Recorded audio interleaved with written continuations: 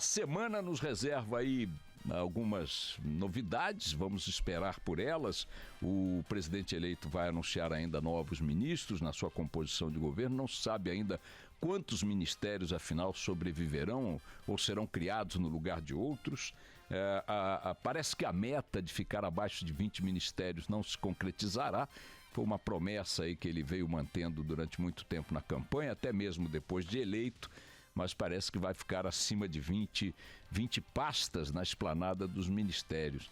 Para um país do tamanho do nosso, pode-se dizer que não é lá muita coisa, mas para muitas outras democracias pode-se dizer que assusta, porque, enfim, há países que tocam os seus governos com pastas em muito menor número e nem por isso são piores na gestão pública do que nós estamos acostumados a ver por aqui. Há uma redução significativa de pastas, mesmo que caia para pouco mais de 20, hoje são 39 ou algo do gênero, mas mesmo assim não é o que o presidente eleito tinha prometido, a esperar por esta semana para ver o que ele vai dizer, batendo aí o martelo.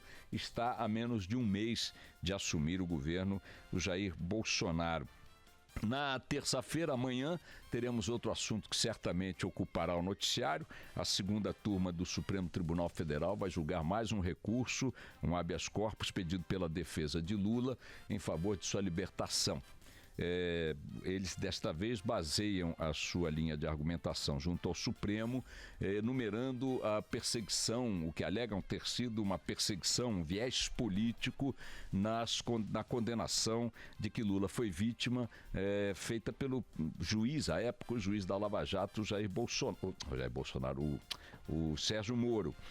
Com a ida de Sérgio Moro para o ministério de Jair Bolsonaro, a defesa de Lula alega que isso deixou carimbado, deixou uma digital explícita de que toda a condução do processo da Lava Jato relativo a Lula em mãos de Sérgio Moro foi uma condução política, uma condução até eleitoral, feita para favorecer Bolsonaro.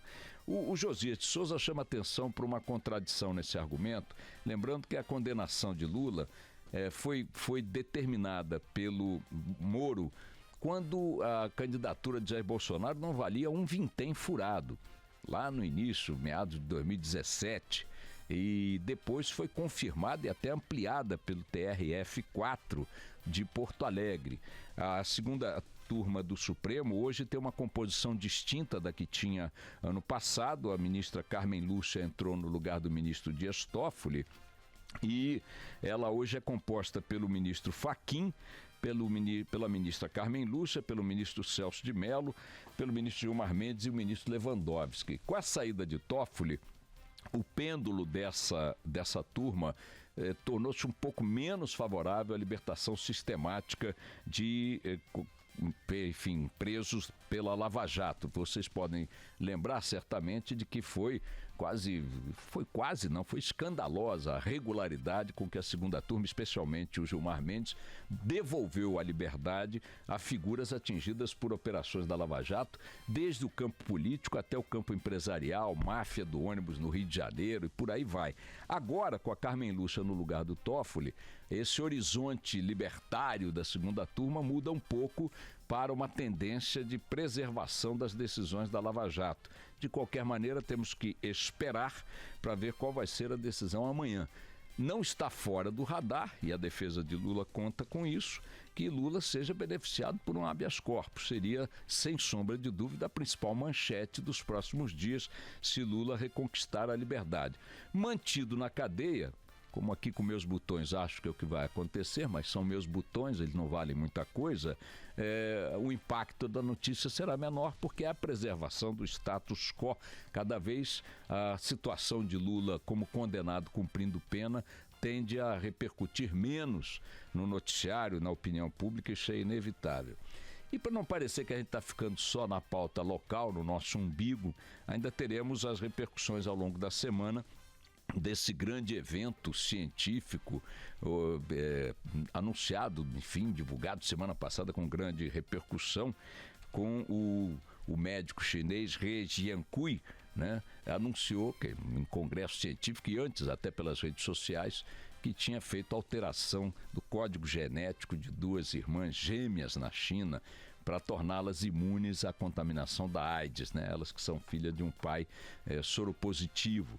Ele procedeu essa modificação no código genético das meninas, atropelando o que os fóruns internacionais de ciência, os códigos ainda em vigor nessa área, ética e tudo mais, e cautela, para não se criar, não se mexer na natureza, né, até este ponto, para moldar a ciência figuras ou seres humanos que virão a nascer ou que já nasceram, no caso das gêmeas, já estão aí vivendo.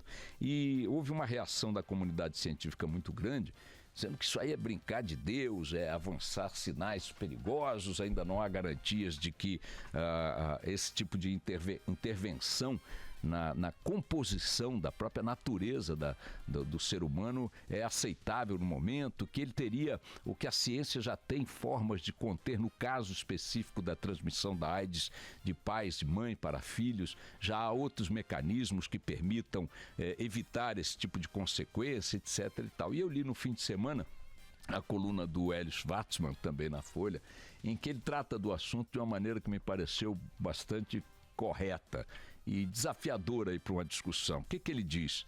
Que todo esse debate, se pode ou não pode mexer no código genético de seres humanos para interferir no que serão os humanos de amanhã, moldando-os ao gosto dos pais ou das sociedades, ou do que quer que seja. É claro que o viés hoje dessa discussão, no discurso do médico He Jiankui, é de evitar doenças. Tudo bem, então nesse sentido se aceita, mas no que você mexe para evitar doenças, você também pode mexer para determinar a altura, para determinar a cor, para determinar uma série de outros fatores físicos, uma série de outros fatores genéticos que corresponderia, usando um pouco aqui uma linguagem hollywoodiana, a fabricar gente, criar uma indústria que produziria códigos genéticos padrão, que você escolheria de acordo com o preço, ou com a oportunidade, ou com a fila, o que fosse, e começaria a produzir seres humanos que se moldariam ou estariam moldados àquele padrão, àquele desenho. E aí isso projeta para o grande terror, que o cinema explora mais do que a ciência nas suas discussões, que é de você começar a criar exércitos, começar a criar figuras com 4 braços, com mira telescópica no olhar, com que desce tiro pelo nariz e por aí vai.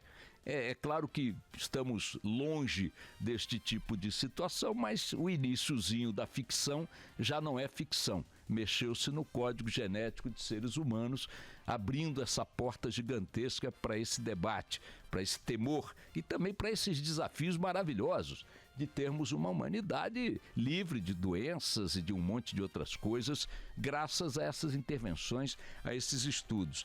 E o Schwartzman diz o seguinte, que essa discussão, ele não vê em princípio problema em utilizar essa ciência para aprimorar a inteligência ou escolher características físicas de filhos, né?